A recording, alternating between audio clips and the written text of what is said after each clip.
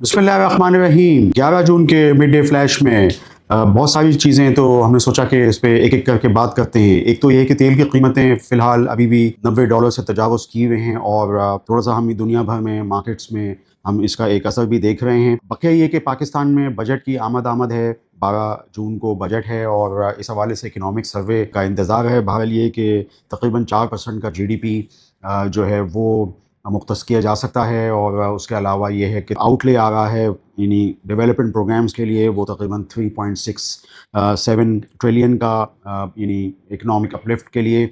तो ये चीज़ें तो आपको पता है कि जो लिस्टेड सीमेंट और स्टील कंपनीज़ के लिए ये चीज़ अच्छी है। अगर इंफ्रास्ट्रक्चर प्रोजेक्ट्स जो हैं उसी रफ्तार से, और रोड्स के प्रोजेक्ट्स उसी रफ्तार से चलें, तो ये है कि ये हाईली कोरिलेटेड होता है सीमेंट डिस्पैचेस के लिए।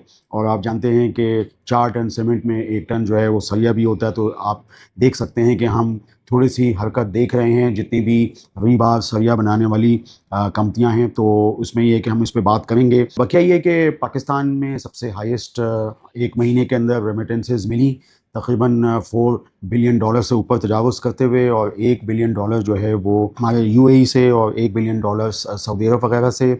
तो ये काफ़ी यानी एक सहारा मिला करंट अकाउंट डेफिसिट के। अगर हम नुक्ता नज़र से बात करें तो ये एक सहारा मिला ये, और ये कि मुमकिन तौर पे हो सकता है कि अगले महीनों में भी कुछ रेमिटेंसेस हों, तरसीलात ज़र जो हैं वो ज़्यादा बढ़ के आएँ, तो ये हमारी जो एक्सपोर्ट की कमी को पूरा कर सकती हैं। बाकी एक्सपोर्ट के नंबर भी पिछले 1-2 महीने से ज़रा बेहतर हो रहे हैं, थोड़े से बढ़ रहे हैं, और ये भी अच्छी चीज़ है। और टेक्सटाइल के एक्सपोर्ट्स जो हैं, ज़ाहिर बात है उनके भी नंबर्स बढ़ रहे हैं, और IT के एक्सपोर्ट्स भी अपने हिसाब से बढ़ रही हैं। तो मैंने सोचा कि इस हवाले से आपको याद दिलाऊं। टैक्सेस के हवाले से जो बहुत अहम बात करनी थी, जिसकी वजह से मैं समझता हूं कि ये हमारे सरमायाकारों के लिए बहुत अहम है, वो ये आ रहा है कि अब शायद स्टॉक मार्केट पे टैक्सेस ना लगें, और जो सोलर वगैरह पर टैक्सेस लगने थे वो भी शायद ना लगें, और ये चीज़ें ना हों अभी फ़िलहाल इस बजट के अंदर।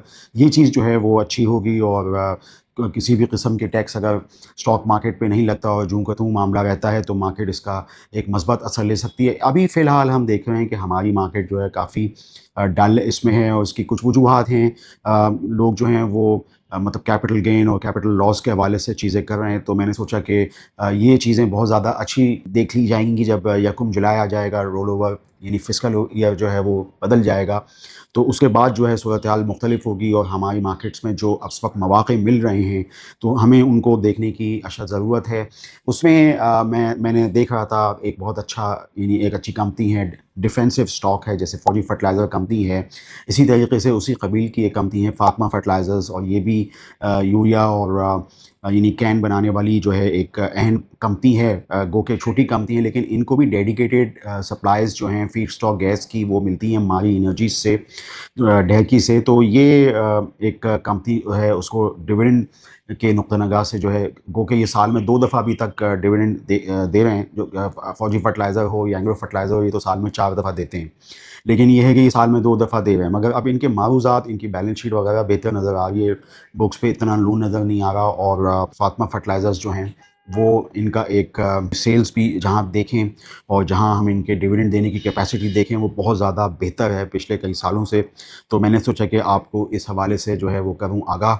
और इसके अलावा तकरीबन हमारे हिसाब से 7 से 8% का डिविडेंड यील्ड भी बनता है, जो कि आगे चल के 10% भी बन सकता है। फिर ये है कि फातिमा फर्टिलाइज़र के अंदर जो है वो शेखुपुरा प्लांट भी है, तो उस हवाले से भी देखते हैं कि आगे यहाँ पे क्या होता है। इस वक्त चूँकि IPOs बहुत सारे आ रहे हैं, और IPOs की भी ये मार्केट हमारी रही है। PSX इस साल जब से 2026 शुरू हुआ है, और 2026 से पहले भी 2025 में अच्छे IPOs आए।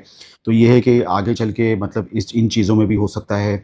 IPOs की बात की तो ये जो सेलेक्ट टेक्नोलॉजीज़ जो एयरलिंक लेकर आ रहा है, एयरलिंक की सब्सिडरी है, तो अगर ये 10% जो है पब्लिक को देते हैं, तो ये इसका एक IPO भी जो है वो अच्छा चल सकता है। इसमें अप्लाइंसेस भी हैं, बहुत सारी चीज़ें हैं, अर्निंग्स भी इनकी आ रही हैं। सुंदर स्टेट के अंदर सेलेक्ट टेक्नोलॉजीज़ है, और इसका जो है अब मार्केटिंग जो है इसकी शुरू हुई हुई है बुक रनर की तरफ से। तो जिस तरीके से सर्विस लॉन्ग मार्च टायर ये एक ज़बरदस्त किस्म की भराई हुई, हमने बुक रनिंग हुई, उसके बाद हमने देखा कि जो IPO हुआ वो सब्सक्राइब हुए। तो इसी तरीके से ये चीज़ जो है हम सिलेक्ट में भी देख सकते हैं। मुमकिन तौर पे जून के आखिरी हफ्ते में हो सकता है कि इसका सिलसिला शुरू हो, तो आप नज़र में रखें, याद रखिएगा। चराट पैकेजिंग जो कंपनी है चराट सीमेंट की, वो भी तकरीबन 2.7 मेगा वाट का एक सोलर प्लांट लगा रहे हैं अपने खैबर पख्तूनख्वा में जो प्लांट है। तो इस तरह चराट पैकेजिंग जो है उसकी जो एनर्जी की जो नीड्स के हवाले से और जो एफिशिएंसी के हवाले से, एनर्जी एफिशिएंसी के हवाले से एक बेहतर चीज़ जो है वो सामने आई है। फ्लेक्सिबल पैकेजिंग की एक बहुत अच्छी कंपनी है, गो के जैसे मैंने आपको कल भी बताया था कि पैकेजेस लिमिटेड सबसे बड़ी कंपनी है। कंपनीज़ जो हैं इनमें सोलर पावर लग रहे हैं और ये कोशिश कर रहे हैं कि अपनी एनर्जी कंज़र्व कर सकें, सेव कर सकें, तो ये एक अच्छी चीज़ है। तो मैंने सोचा कि आपको इस हवाले से बताऊँ। बकिया ये है कि इस वक़्त दुनिया की मार्केट में हम देख रहे हैं, जैसे अमेरिका में विक्स जो है वॉलेटिलिटी इंडेक्स ये बढ़ रहा है, ये थोड़ा-सा मनफ़ी होता है।